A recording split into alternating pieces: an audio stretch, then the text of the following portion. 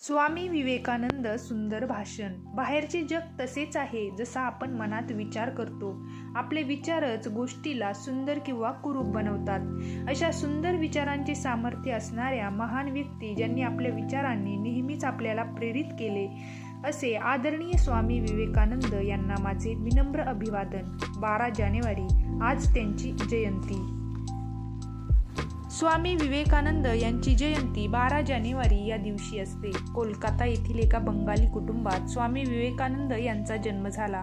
स्वामी विवेकानंद यांच्या वडिलांचे नाव विश्वनाथ दत्त होते तर आईचे नाव भुवनेश्वरी देवी होते. स्वामी विवेकानंद यांचा जन्मदिवस हा भारतात दरवर्षी राष्ट्रीय युवा दिवस म्हणून साजरा करण्यात येतो. स्वामी विवेकानंद यांनी आपल्या विचारांमुळे स्वतःची एक वेगळी ओळख बनवली. भारत तरुणांचा देश असून या तरुणांना स्वामी विवेकानंद यांचे विचार योग्य दिशा देतील ते अतिशय कुशाग्र बुद्धिमत्तेचे होते. भारत सरकारने स्वामी विवेकानंद यांचा जन्मदिवस हा राष्ट्रीय युवा दिवस म्हणून जाहीर केला.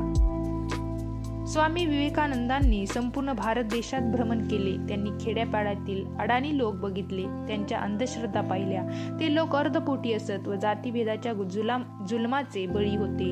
त्यांची ही अवस्था पाहून स्वामीजींना धक्का बसला. समाजाला हलवून जागे करणे किती आवश्यक आहे ही गोष्ट स्वामीजींच्या मनावर ठसून गेली.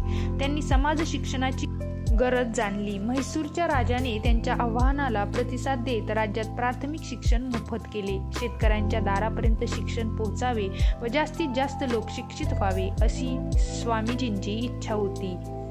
रामकृष्ण परमहंस त्यांचे गुरु होते. त्यांनीच त्यांना विवेकानंद हे नाव दिले. स्वामी विवेकानंदांनी जनतेच्या उद्धारासाठी रामकृष्ण मिशन व रामकृष्ण मठ स्थापन केले.